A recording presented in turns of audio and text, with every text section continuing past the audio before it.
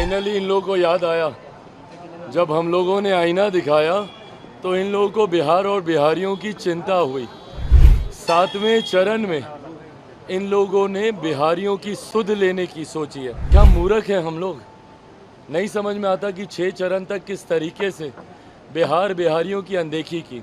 आखिरी में आकर अगर आप सोचिएगा कि बिहार और बिहारी आप लोगों का समर्थन कर देगा तो कतई नहीं होने वाला है। फाइनली इन लोगों को याद आया, जब हम लोगों ने आईना दिखाया तो इन लोगों को बिहार और बिहारियों की चिंता हुई।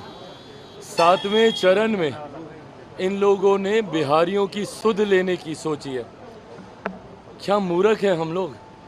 नहीं समझ में आता कि 6 चरण तक किस तरीके से बिहारियों की अनदेखी की। भाई अगर आपको नहीं ज़रूरत है तो नहीं साथ देने वाला है बिहारी।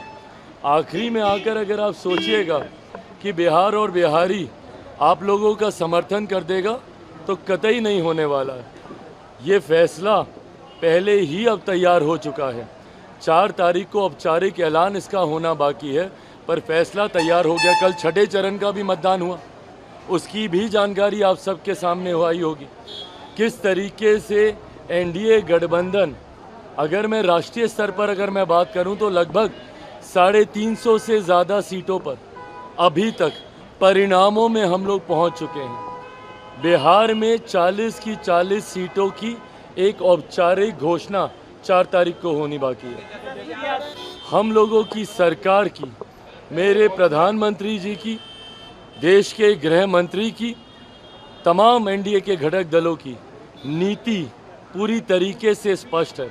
और जो लोग आरक्षण को लेकर डराने का प्रयास करते हैं, भाई कांच की हांडी बार बार नहीं न चढ़ती। 2015 में ये प्रयास आप लोग कर देख चुके हैं। ऐसे में ना आरक्षण को कहीं कोई खतरा है, ना संविधान को कहीं कोई खतरा है। जिस तरीके का भ्रम, डर फैलाने का ये लोग प्रयास कर रहे हैं, इस बार बिहारी डरने वाला नहीं है।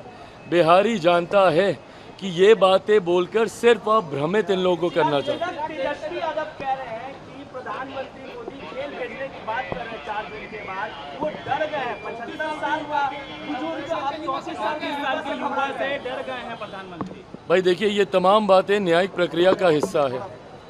किसी को डराने की सोच के साथ नहीं। आपने भ्रष्टाचार किया है तो आप पर कार्रवाई होगी। दुनिया की कोई ताकत आपको बचा नहीं सकती अगर आप दोषी हैं। और यही बात मेरे प्रधानमंत्री ने कही। जहां तक रही बात डर की, कौन डरा हुआ है ये इनके बयानों से। जैसे जैसे बयानों की तीव्रता बढ़ेगी, प्रशासन की मिलीभगत है, कॉन्स्पिरेसी है, ये इसका एजेंट है, ये उसका एजेंट है। अभी तो हम बोल रहे हैं कि जिस दिन से आप लोग एग्जिट पोल शुरू कीजिएगा उस दिन से ईवीएम पे भी ठीकरा फोड़ना शुरू हो जाएंगे। तो 1 तारीख के बाद से 4 तारीख तक ये रोना गाना चलेगा ईवीएम को लेकर। और 4 तारीख के बाद तो फिर स्पष्ट ही हो जाएगा कि ईवीएम का दोष है, कैसे एनडीए को 400 प्लस सीटें आ गईं। ये तमाम बातें अब उसी दिशा में जा रही हैं जिस दिशा में परिणाम आने वाले हैं।